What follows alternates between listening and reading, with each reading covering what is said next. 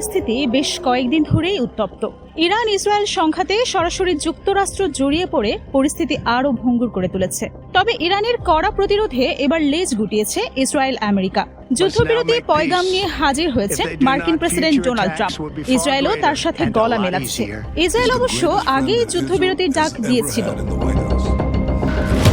তবে ইরান বলছে মুখের কথায় আর চিড়ে ভিজবে না, জবাব হবে কাজে।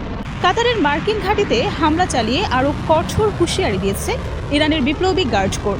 আইআরজিসি এবার যুক্তরাষ্ট্রকে বলেছে যে কোনো নতুন আগ্রাসনের বিরুদ্ধে ইরান এবার এমন জবাব দেবে যা আমেরিকার জন্য একটি ঐতিহাসিক শিক্ষা হয়ে থাকবে।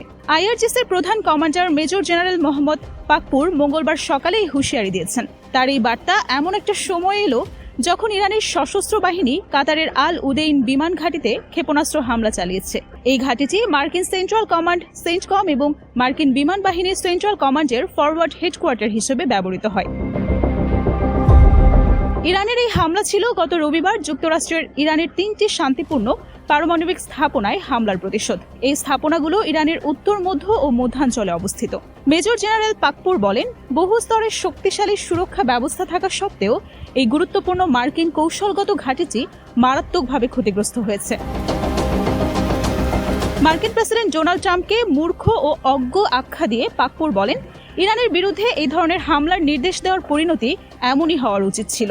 তিনি হুঁশিয়ারি উচ্চারণ করে বলেছেন, যদি আমেরিকার পক্ষ থেকে ইরানের মাটিতে নতুন করে কোনো আগ্রাসন চালানো হয় তাহলে তার জবাব আরও তীব্র এবং অনুশোচনামূলক হবে, যা ইতিহাসের পাতায় একটি দৃষ্টান্ত হয়ে থাকবে।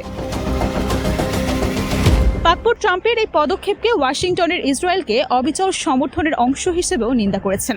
তিনি বলেন, ট্রাম্প নৃশংস ও শিশু হত্যাকারী ইসরায়েলি শাসনের টিকে থাকার জন্য আমেরিকান জনগণ ও স্বার্থ নিরাপত্তাকে বিসর্জন দিয়েছেন। আল উদেইদ বিমান ঘাঁটি মধ্যপ্রাচ্যে মার্কিন যুক্তরাষ্ট্রের সবচেয়ে বড় সামরিক ঘাঁটিগুলোর মধ্যে অন্যতম। এটি কেবল সেন্টকমের ফরওয়ার্ড হেডকোয়ার্টারই নয়, বরং এই অঞ্চলে মার্কিন সামরিক অভিযানের একটি প্রধান কেন্দ্র। বিশ্লেষকরা মনে করছেন, ইরানের এই প্রতিশোধমূলক হামলা আঞ্চলিক শক্তি ভারসাম্যে নতুন মাত্রা যোগ করবে।